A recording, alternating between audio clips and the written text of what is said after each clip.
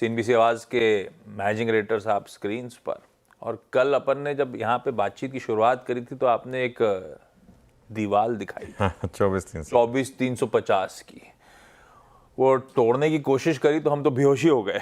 इस बार इस तरह का पेन आ गया एक्सपायरी के दिन, क्या कारण था कल इस तरह का सेशन? कहाँ 24,400 की तरफ, कहाँ 23,800 की तरफ। बिल्कुल आशीष, और मैं एक बात बताऊँ, देखिए क्या होता है ना, कल मैं शाम को डिनर पे गया था तो मुझे एक रोड पे कोई मिल गए, उन्होंने कहा कि सर आपको सुनता हूँ और आपने कल एक बात बोली थी कि 24,350 के ऊपर जब तक ना निकले बाय नहीं करना, तो उससे बच गए। लेकिन क्या इस तरीके की गिरावट की एक्सपेक्टेशन थी? मैं कहा नहीं, वो भी नहीं थी, है ना, वो भी नहीं था। तो वो वाला व्यू ठीक था कि 24,350 के ऊपर निकले तभी कॉन्फिडेंस आएगा, लेकिन नीचे जिस तरीके से मार्केट रुका ही नहीं किसी भी सपोर्ट पर, लोअर लेवल पर, उसने पहला रेड बार बनाया, उसके बाद बस वो गिरता ही चला गया और थोड़ी बहुत रिकवरीज भी आई, लेकिन कोई टिकी नहीं। फ्राइडे है तो 2 मीम्स लेकर आया हूँ मैं आपके लिए। कल वो FI 7 करोड़ के मीम का बुरा मान गए मेरे ख्याल से, तो इसके लिए कल वाकई में मार्केट में वो जो था ना, एक ही दिन में जज्बात बदल गए, ज़िंदगी बदल गई। कल वाकई में कल वो वाली फीलिंग आ रही थी आज, क्योंकि ऑल सडन एक लग रहा था मार्केट को देख के कि सब कुछ ठीक हो रहा है। और दूसरा वो आपको याद है, वो मैंने कहा 7 करोड़ से शायद बुरा मान गए, तो उन्होंने सीधा 11,000 करोड़ बेच दिया। वो लगान का वो है क्या, दुगना वसूल लगान वसूल लेंगे। एक दिन में दुगना क्या 3 गुना ले लिया, है ना। कल 11,000 करोड़ एक साथ बेच डाला इन्होंने। और फाइनली एक और चार्ट दिखाऊंगा on a serious note now. ये चार्ट की बहुत सिग्निफिकेंस है। ये चार्ट क्या है, महाराष्ट्र इलेक्शन के बाद का जो गैप है। देखिए रैली एक दिन पहले हुई थी, जब वो एग्जिट पोल के नंबर आए थे उस पर पहले रैली हुई थी, उसके बाद गैप अप हुआ था, वो गैप अप टिका नहीं था, उसके बाद मार्केट 2 दिन से वहीं था। कल के क्लोज ने मार्केट ने एग्जैक्टली उस गैप को फिल कर दिया।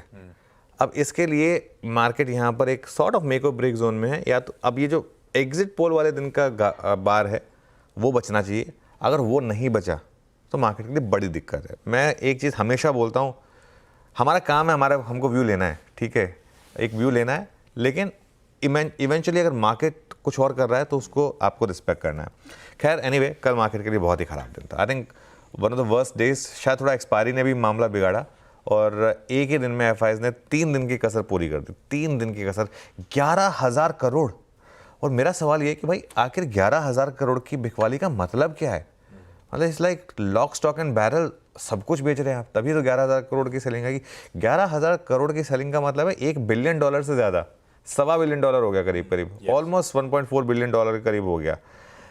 बहुत हद तक ये एक्सपायरी रिलेटेड था। मैं जब हेडलाइन के बाद आऊँगा तो उसमें बात करूँगा, लेकिन हर एक्सपायरी पर 11,000 करोड़ की सेलिंग तो नहीं होती। मतलब अगर ऐसा होता तो फिर तो हम हर एक्सपायरी पे नंबर्स देख रहे होते। तो ये जो था ना, दिल को लुभाने वाली बातें। एक और रीज़न कल लोग बोल रहे थे कि वो रशिया यूक्रेन का जो टेंशन आया, रशिया ने मिसाइल्स फायर करी, उसकी वजह से मार्केट गिर गया। ऐसा हुआ था तो क्रूड 80 पहुंच जाता और बाकी मार्केट भी रिएक्ट करती। हमें अकेले को क्यों पनिश किया गया, ये भी एक सवाल बनता है। फिर जो भी है, कल के प्राइस एक्शन से एक चीज़ जो क्लियर हो गई, और कुछ हुआ या ना हुआ, बॉटम बनाओ या ना बनाओ, टॉप की कंफर्मेशन आ गई। 24,350 की दीवार वो सीमेंट की नहीं है, शायद लोहे की है। वो उसको अभी तोड़ने में टाइम लगेगा। वो अब बहुत क्लियर हो गया मार्केट ने। और 24,350 पे ना, इसका मतलब बहुत क्लियर है, वो स्ट्रांग वाला शॉर्ट बैठा है।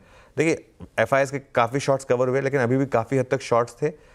ये जो स्ट्रांग शॉर्ट है, ये 24,350 पे वापस आ रहा है। ये बहुत सिंपल है। आज से एक चीज़ चेंज हो रही है, नई सीरीज़ की शुरुआत हो रही है। दिसंबर की सीरीज़ नॉर्मली हमारे लिए पॉजिटिव होती है, अच्छी होती है। जब मैं स्टैट्स पर आऊँगा तो डिस्कस करूँगा, तो ये हमारे लिए होप रहेगी आज।